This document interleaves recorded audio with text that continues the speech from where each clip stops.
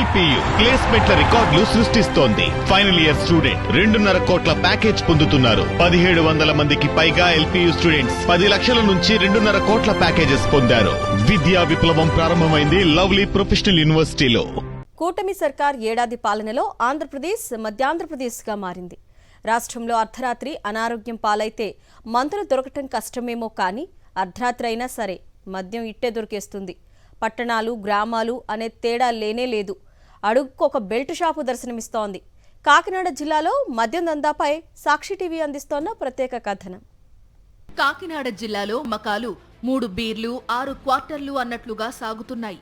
గ్రామాల్లో బెల్ట్ షాపుల్లో మద్యం ఏరులై పొంగుతోంది.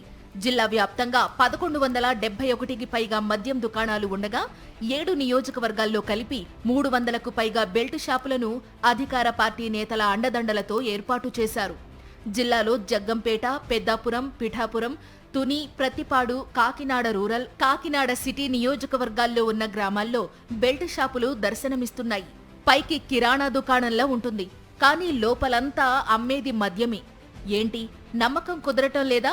అయితే మీరే చూడండి. ఎంతమంది ఎంహెచ్ ఎంత?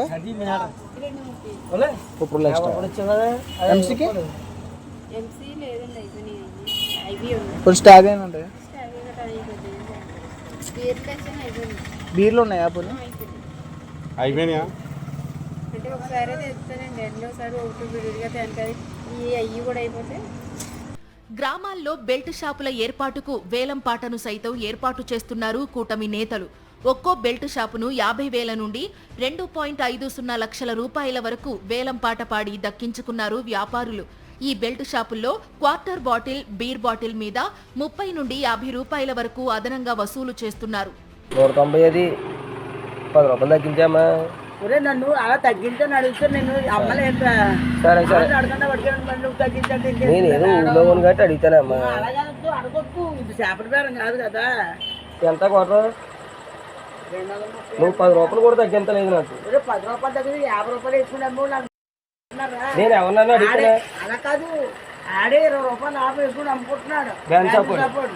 ఎటువంటి అనుమతులు లేకపోయినా కూటమి నేతల అండదండలతో రోడ్డు పక్కనే యథేచ్ఛగా బెల్ట్ దుకాణాలు ఏర్పాటు చేసేస్తున్నారు. అక్కడితో ఆగకుండా బెల్ట్ షాపులను మహిళలు, మైనర్లతో నడిపిస్తున్నారు కూటమి నాయకులు. పెద్దనేమో ఒప్పుకోలేదు, మనం ధైర్యంగా పాడలేదేసరా. నైట్ ఎన్నింటి వరకు ఉంటుంది? అలాగా 9 గంటల వరకు వెచ్చలు విడిగా అమ్మేసుకోవచ్చు. ఎవరికి అడ్డు వచ్చినా ఆయన చూసుకుంటాడు, సర్పంచ్ అన్నా ఎంతనా. మరి రోడ్డు మీద పెట్టి అమ్మేస్తున్నారేటన్నా 2,04,000 పాట. కాకినాడలో ఏటీఎంకు కొత్త అర్థం చెప్తున్నారు కూటమి నేతలు. ఎనీ టైం మద్యం అంటూ ప్రజలను మద్యానికి బానిసలను చేస్తున్నారు. కొన్ని బార్లు, దుకాణాలలో రాత్రివేళ షాపు షట్టర్లకు ప్రత్యేకంగా ఏర్పాటు చేసిన చిన్నపాటి డోర్ ద్వారా మద్యాన్ని విక్రయిస్తున్నారు. ఇందుకు ఎక్స్ట్రా డబ్బులు కూడా వసూలు చేస్తున్నారు. అసలు పర్మిట్ రూమ్లకు అనుమతి లేకపోయినా ఎక్సైజ్, పోలీస్ అధికారులకు ముడుపులు చెల్లించుకోవడంతో పర్మిట్ రూమ్ల వైపు అధికారులు కన్నెత్తి చూడటం లేదు. సామర్లకోట, అన్నవరం వంటి ప్రాంతాల్లో మద్యం ఎంఆర్పీ ధరలకు అమ్మడం మానేశారు. కూటమి సర్కార్ అధికారంలోకి వచ్చాక రాష్ట్రంలో మద్యం ఏరులై పారుతోందని మహిళలు ఆవేదన వ్యక్తం చేస్తున్నారు. ప్రధాన రహదారులకు పక్కనే మద్యం షాపులు నిర్వహిస్తుండటంతో మహిళలు నడిచే పరిస్థితి లేదని ఆవేదన వ్యక్తం చేస్తున్నారు. మద్యం ఏర్లై పారుతా ఉంది. ఇప్పుడు ఈ పక్కనే వార్పు రోడ్ లో ఈ చివరన ఒక షాప్ ఉంది, పెద్ద షాప్. అది రోడ్డు మీద మహిళలు వెళ్లే అవకాశం కనిపించట్లేదు. అక్కడ తాగేసి రోడ్డుకి అడ్డంగా వచ్చేస్తున్నారు. చీడుగా ఇంద్రపాలెంకి మధ్యలో ముసలం తల్లి గుడి దాటిన తర్వాత లెఫ్ట్ సైడ్ కు ఒక షాప్ ఉంది. ట్రాఫిక్ బంద్ అయిపోతుంది. రాష్ట్రంలో మద్యం దుకాణాలకు ఒక టైమింగ్ అంటూ లేదని ప్రజా సంఘాల నేతలు ఆగ్రహం వ్యక్తం చేస్తున్నారు. టైంతో సంబంధం లేకుండా మద్యం విచ్చలవిడిగా దొరుకుతోందని మండిపడుతున్నారు. జలసభలు లేకుండా చేస్తామని అంటున్నారు. దాని మీద అధికారులు తక్షణం దృష్టి పెట్టాలి. ప్రజలకు అందుబాటులో లేకుండా చేయాలి. జీవో టైమింగ్స్ ని అమలు జరపాలి. జీవోలో ప్రతిదానికి ఒక టైమింగ్ ఉంది. ఈ మద్యం షాపులకు మాత్రం టైం లేదు. ఇదిగో ఇక్కడ కనిపిస్తున్న ఈ తాగుబోతులు ఆసనాలు వేసింది ఎక్కడో కాదు, సాక్షాత్తు డిప్యూటీ సీఎం పవన్ కళ్యాణ్ ఎమ్మెల్యేగా ప్రాతినిధ్యం వహిస్తోన్న పిఠాపురంలోనివే.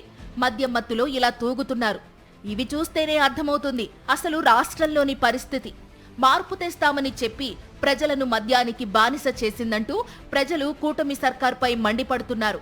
ఇప్పటికైనా మద్యం అమ్మకాలపై నియంత్రణ తీసుకురావాలని డిమాండ్ చేస్తున్నారు.